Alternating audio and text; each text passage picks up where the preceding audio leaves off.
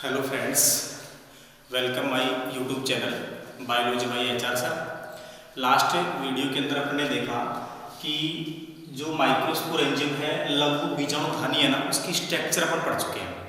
अब इस वीडियो के अंदर अपने पढ़ने जा रहे हैं कि जो माइक्रोस्पोर एंजाइम है उसका डेवलपमेंट कैसे होता है। तो अपन ये जो छोटा सा टॉपिक है इसके बारे में डिस्कस कर रहे हैं कि डेवलपमेंट ऑफ माइक्रोस्पोर एंजाइम, लघु बीजाणुधानी का विकास। अब लघु बीजाणुधानी होती क्या है, अभी कहाँ प्रेजेंट होती है? एंथर के अंदर। एंथर की जो वॉल है उसके अंदर माइक्रोस्पोर एंजाइम प्रेजेंट होते हैं। अब माइक्रोस्पोर एंजाइम जो प्रेजेंट है उस माइक्रोस्पोर एंजाइम का फॉर्मेशन कैसे होता है? क्योंकि अपने को पता है कि माइक्रोस्पोर एंजाइम का फॉर्मेशन बाद में होगा, पहले एंथर बनेगा, एंथर के अंदर बाद में डेवलपमेंट होने के बाद में उसमें माइक्रोस्पोर एंजाइम का फॉर्मेशन होता है। तो माइक्रोस्पोर एंजाइम लघु बीजाणुधानी है ना, वो किस प्रकार बनती है? तो पहले तो जो एंथर है उसकी चारों तरफ एक वॉल होती है और सिंगल लेयर होती है, उसको एंथर वॉल अपन कहते हैं। तो यहाँ उसका जो डेवलपमेंट है ना वो किस टाइप का होता है? अभी यूस्पोरेंजिएट टाइप का होता है, यानी कि उसको कहते हैं सुबीजाणुधानी प्रकार का। यानी कि अपन पढ़ रहे हैं कि एंजियोस्पर्म जो प्लांट्स है ना, आवर्त बीजीजोपादप, उससे एंजियोस्पर्म प्लांट्स के अंदर अपन जो डेवलपमेंट ऑफ माइक्रोस्पोरेंजियम पढ़ रहे हैं वो यूस्पोरेंजियम टाइप का पढ़ रहे हैं। यूस्पोरेंजियम होता क्या है? अभी इसमें बहुत सारे जो इनिशियल से सेल्स होते हैं ना, वो जा करके यहाँ पर इसका डेवलपमेंट करते हैं, इसको अपन यूस्पोरेंजियम टाइप का अपन कहते हैं। सबसे पहले क्या होता है कि जैसे मान लो कोई भी, ये अपने एंथर की बात अपन करते हैं।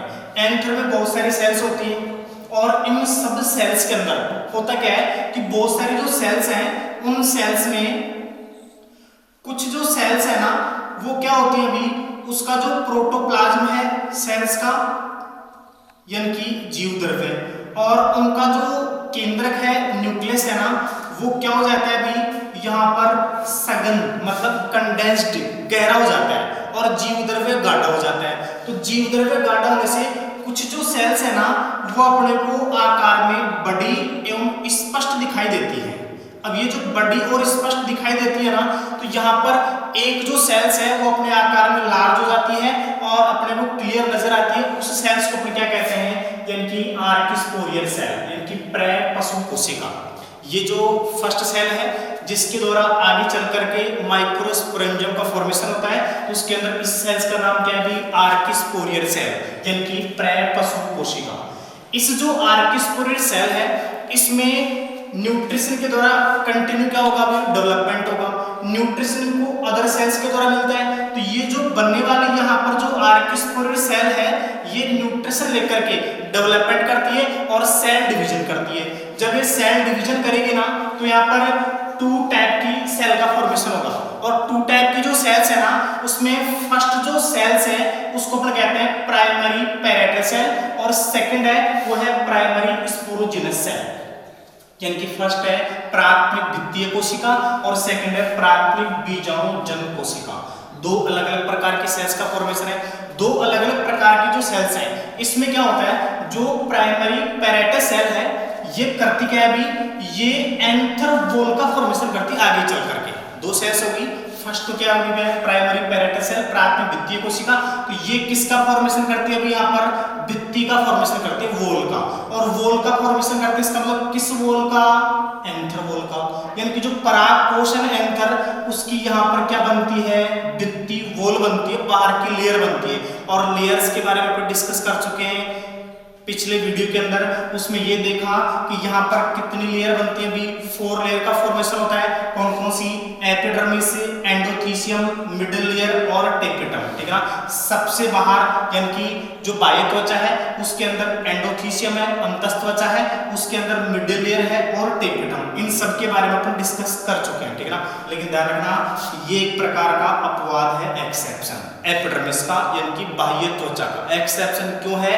क्योंकि यहाँ जो आर्किस्पोरियल सेल है ना उसके द्वारा यहाँ पर एपिडर्मिस का फॉर्मेशन नहीं होता।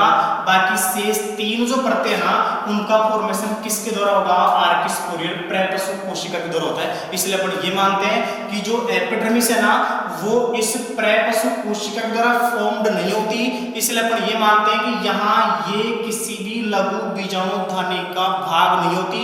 ये पहले ही किसके अंदर? ये पहले ही एंथर के अंदर एंथर वॉल के रूप में प्रेजेंट होती है। इसलिए बाकी शेष जो 3 लेयर है ना उसका फॉर्मेशन यहाँ पर प्रैक्टिस कोशिका की जो प्राथमिक भित्ति कोशिका है ना उसमें 3 भित्तीय परतों का निर्माण होता है। इसलिए अपन जनरली ये मानते हैं कि जो भित्तीय परत है ना कोशिका है ना उसके द्वारा यहाँ पर 4 परतों का फॉर्मेशन होता है। क्लियर। अपन ये पढ़ने जा रहे हैं कि जो सेकंड बनने वाले जो सेल्स है उसका नाम है प्राइमरी स्पोरोजिनस सेल। 2 सेल्स बनती हैं, तो सेकंड सेल का नाम प्राइमरी स्पोरोजिनस सेल, प्राथमिक बीजाणुजन कोशिका। देखो यहाँ नाम से पता चल रहा है बीजाणुजन, इसका मतलब बीजाणु का मतलब स्पोर, और फॉर्मेशन किसका होता है बीजाणुओं का। तो बीजाणु का फॉर्मेशन होता है सेल के द्वारा। तो यहाँ पर बनने वाले बीजाणु का नाम क्या होगा, तो बीजाणु बनने से पहले कोशिका बनती है यहाँ पर, और उस कोशिका का नाम होता है लघु बीजाणु मात्र कोशिका, यानी कि माइक्रोस्पोर मदर सेल। तो आपने देखा कि यहाँ पर लघु बीजाणु मात्र कोशिका है, उसमें मियोसिस के द्वारा 4 माइक्रोस्पोर का लघु बीजाणु का फॉर्मेशन होता है। तो यहाँ पर अपन ये देख रहे हैं कि एक एमएमसी सेल के द्वारा यहाँ पर 4 यहाँ पर टेट्राड या 4 लघु बीजाणु का फॉर्मेशन होता है। तो यहाँ पर अपन ये देख रहे हैं कि एक के द्वारा 4 बन रहे हैं। इसका मतलब ये हो गया कि अपन ये मान सकते हैं कि जो 100 जो लघु बीजाणु बनेंगे ना उसमें कितने मियोसिस होंगे, 25 मियोसिस सेल डिवीजन होंगे। तो 25 मियोसिस सेल डिवीजन होंगे ना, इसका मतलब ये अपन पढ़ रहे हैं कि यहाँ पर ये जो लघु बीजाणु है ना यानी कि माइक्रोस्पोर, ये जो माइक्रोस्पोर है ना ये आगे चल करके किसका फॉर्मेशन करेंगे, परागकणों का, पोलन ग्रेन्स का फॉर्मेशन करते हैं। तो यहाँ पर परागकणों का फॉर्मेशन किसके द्वारा हो गया, यहाँ पर प्राथमिक बीजाणुजन कोशिका के द्वारा यानी कि एमएमसी सेल्स के द्वारा। ये जो एमएमसी सेल है ये न्यूट्रिशन कहाँ से मिलती है, कि कहाँ से मिलता है इसको टेपिटम के द्वारा न्यूट्रिशन मिलता है, और आगे चल करके यहाँ पर 4 पोलन ग्रेन्स का फॉर्मेशन करता है। इसका मतलब बहुत सारे प्रत्येक एमएमसी के द्वारा परागकण बनते हैं 4। इसलिए यहाँ पर अगर एमएमसी सेल की संख्या बढ़ती जाती है तो यहाँ पर पोलन ग्रेन्स की संख्या भी क्या होती जाती है, इंक्रीज होती जाती है। ठीक है, तो यहाँ तक इस वीडियो के अंदर अगर आपको किसी भी तरह की कोई प्रॉब्लम्स है तो कमेंट्स बॉक्स में मेरे को कमेंट्स करके बताएं।